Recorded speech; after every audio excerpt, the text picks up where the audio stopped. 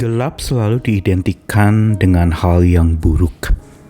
Misalnya malam gelap dianggap mencekam, mengerikan, orang menghindari gelap-gelap seperti itu. Atau gelap juga bisa diidentikan dengan sebuah keberdosaan. Orang itu hidup dalam gelap, berarti dia sedang berdosa. Dia ada dalam lembah kelam, hidupnya kelam, dan biasanya orang-orang yang ada dalam gelap itu adalah orang-orang yang jahat.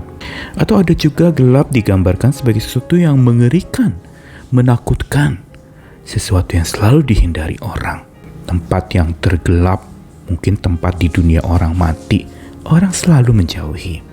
Namun ada satu paham yang kita patut coba pikirkan dari dimensi lain tentang gelap.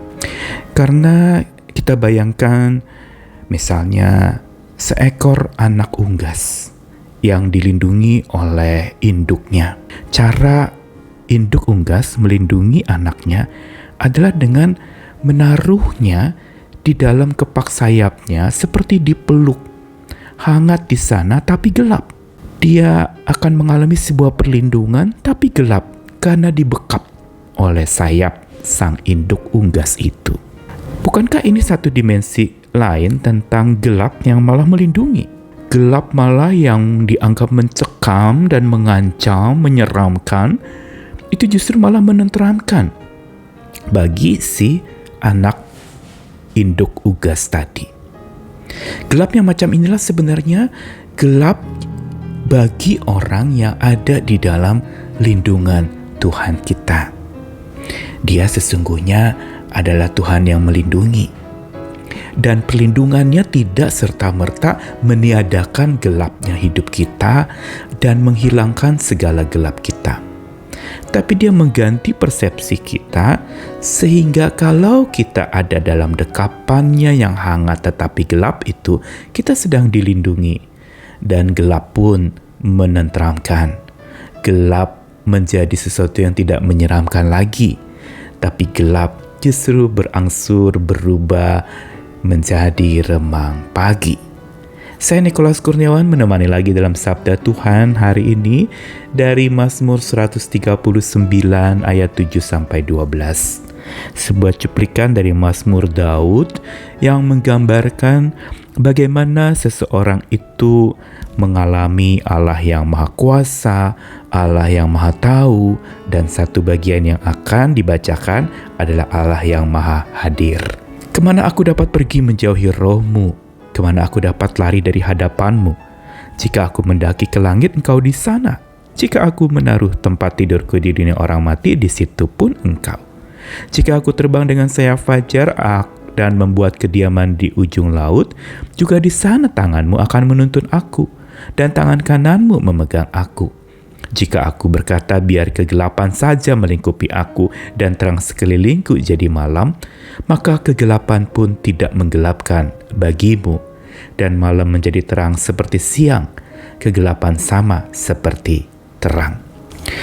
Bagi sebagian orang, menganggap Tuhan yang kita percaya itu adalah Tuhan Sang Terang, Sang Maha Terang, dan karenanya tidak ada kegelapan di dalam hidupnya.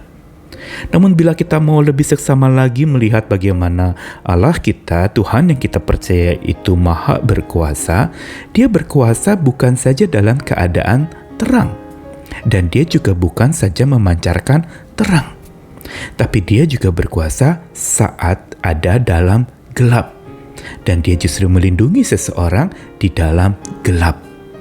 Gelapnya sayap perlindungannya, seperti induk unggas tadi yang saya ceritakan.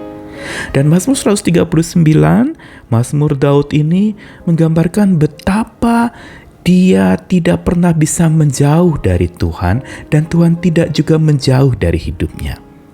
Sehingga dikatakan, kemana aku dapat pergi menjauhi roh-Mu? Roh-Mu selalu mendekat kepadaku. Kemana aku bisa lari dari hadirat-Mu? Engkau selalu hadir buatku. Mendaki ke langit, di penuh euforia sukacita, ada di kemuliaan Engkau di sana. Tapi juga di tempat tidurku, di dunia orang mati, di situ pun Engkau. Sampai di sini mungkin kita bertanya-tanya terhadap Mazmur ini. Masa ketika ada di tempat tidur dunia orang mati ada Tuhan? Bukankah Tuhan itu maha hidup? Kenapa dia harus turun ke dunia orang mati? Tapi inilah yang Tuhan lakukan. Karena dia penguasa hidup dan mati, dia juga yang menguasai hidup dan mati kita, berarti dia juga berkuasa atas dunia kematian. Karena di dalam dunia kematian sesungguhnya bersama dengan Tuhan justru kematian menjadi kehidupan. Bukankah itu juga yang terjadi ketika Yesus datang, dia mati lebih dulu lalu bangkit dan hidup selamanya. Lalu dikatakan lagi dalam Mazmur tadi, jika aku terbang dengan sayap fajar buat kediaman di ujung laut, di sana tanganmu menuntun aku. Bukan saja pemazmur ini merasakan Tuhan selalu ada di gelap dan terang hidupnya, tapi juga ketika terbang, membuat kediaman di ujung laut, digambarkan ini seperti unggas yang memang membuat sarangnya. Dan di sana tangan Tuhan juga menuntun. Dia bukan saja menuntun pada saat kita sedang mendaki ke langit atau sedang turun ke tempat yang rendah, tetapi juga saat dimana kita sedang terbang, beraktivitas, dimana kita sedang membuat kediaman di ujung laut. Di situ tangan Tuhan menuntun dan memegang kita. Ini menjadi sebuah jaminan penyertaan yang dampaknya adalah di dalam ayat berikutnya.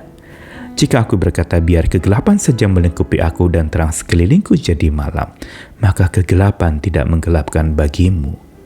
Pemazmur menyadari bahwa bagi Tuhan bukan masalah terang atau gelap. Karena bersama dengan Tuhan ada terang di hati. Bersama dengan Tuhan ada perlindungan sejati. Bersama dengan Tuhan ada kekuatan bahkan saat menghadapi mati kita. Ajal kita, kematian kita dihadapi dengan damai bagi orang yang ada dalam lingkupan perlindungan Tuhan bagaikan sayap induk unggas yang memang kita akan mengalami gelap, tapi gelap yang menenteramkan dan bukan menyeramkan. Dan dilanjutkan dengan sebuah pengakuan iman, malam jadi terang seperti siang, gelap sama seperti terang.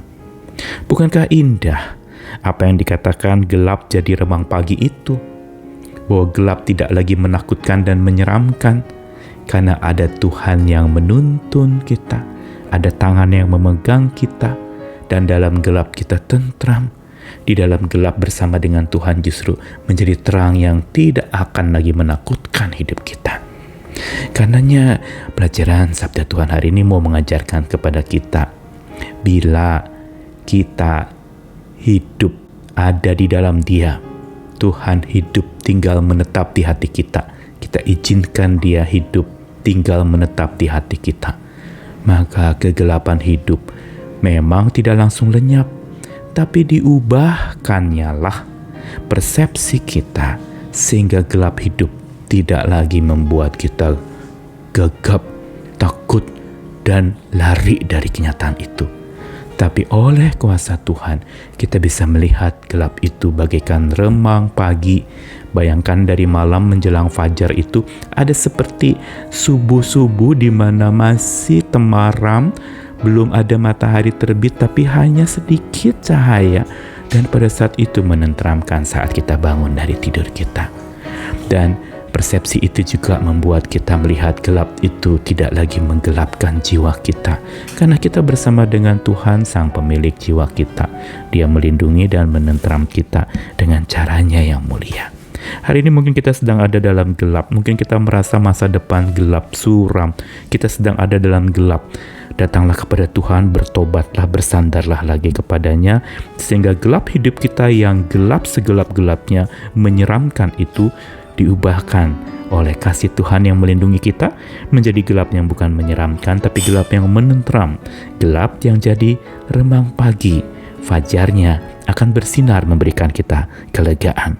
Tuhan mengasihi kita sekalian, jangan takut gelap, karena bersama dengan Tuhan gelap tidak menakutkan. Amin.